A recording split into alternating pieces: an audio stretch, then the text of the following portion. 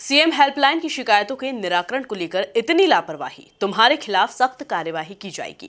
कुछ इसी अंदाज में कलेक्टर इलैयाराजा टी ने समय सीमा बैठक में जिला शिक्षा अधिकारी को फटकार लगाई है।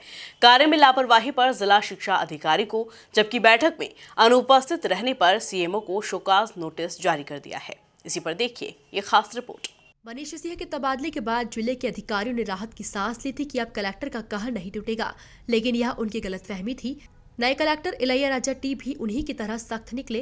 पिछले 2 समय सीमा बैठक में उन्होंने करीब 12 अधिकारियों को शोकाज नोटिस थमाया है।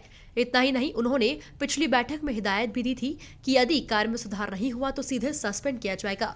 सोमवार को समय सीमा बैठक में जिला शिक्षा अधिकारी मंगलेश व्यास कलेक्टर के निशाने पर आए। सीएम हेल्पलाइन में प्राप्त शिकायतों के निराकरण में लापरवाही मिलने पर उन्होंने फटकार लगाते हुए फिर शोकाज नोटिस के निर्देश दिए। उन्होंने कहा कि यदि अब भी सुधार नहीं हुआ तो सीधे सस्पेंड करूंगा और कार्रवाई होने पर यदि किसी नेता और मंत्री का फोन आया तो और कड़ी कार्रवाई की जाएगी। समय सीमा बैठक में जिले के सीएमएचओ और सिविल सर्जन को भी कड़ी फटकार लगाई गई। उन्होंने स्वास्थ्य सुविधाओं को बेहतर करने के निर्देश दिए। हालांकि स्वास्थ्य विभाग द्वारा सीएम हेल्पलाइन की शिकायत निराकरण में आए सुधार को लेकर उन्होंने संतुष्टि जताई। वैसे पिछले सप्ताह को हम लोग ने इंस्पेक्शंस किए थे, हमारे एसडीएम्स ने भी इंस्पेक्शंस किया है। कुछ ना सीएम हेल्पलाइन में भी है ना हम लोग ना देखने में आ रहा है किस सेक्टर रिलेटेड है ना कंप्लेंट्स है ना ज़्यादा आ रही है। वैसे हेल्थ ने अच्छा ही परफॉर्म किया सीएम हेल्पलाइन में इस सप्ताह में, ठीक है, जैसे बाद में देखने के लिए मिला है। बट फिर भी इसका है ना मूल जड़ तक है ना जाने के लिए कहा है कि ना हमारी प्रेगनेंसी रजिस्ट्रेशन हैं, एजेंसीज़ हैं, ये सही तरीके से हो। स्पेशली हाई रिस्क प्रेगनेंसी हैं आइडेंटिफाइड होती है ना, हाइपरटेंशन अनीमिक केसेस हैं, उसको ना सिर्फ आइडेंटिफाइड हो, उसको है ना पहले का फॉलोअप और बाद का फॉलोअप इसको है ना कंप्लीट करें, सो दैट एक्चुअली उनकी हम लोग मदर और चाइल्ड का है ना सेफ सुरक्षित तरीके से ना डिलीवरी ना करा सके। उसके लिए एक डिटेल डिस्कशन हुआ है। अदरवाइज सीएम हेल्पलाइन में हम लोग एक अभी बेहतर परफॉर्म कर रहे हैं, उसको आगे भी जारी रखने के लिए कहा है।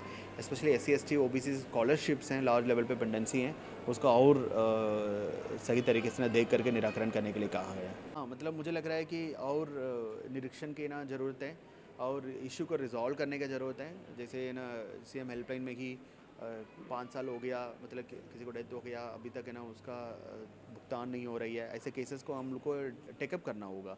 उनका कर्मचारी हैं, हम कर्मचारी को भी है ना बेहतर है ना एस्टैब्लिशमेंट स्थापना को बहुत अच्छे से संभालेंगे तो वो भी है ना अपना है ना सर्विसेज करने में उनका मोटिवेशन भी होगा। उसके लेकर मैं लगातार डायरेक्शन दे रहा हूँ कि उनका पेंशन के ना भुगतान हो या फिर सनविलियन के ना इश्यूज़ हों, स्पेशली शिक्षकों का।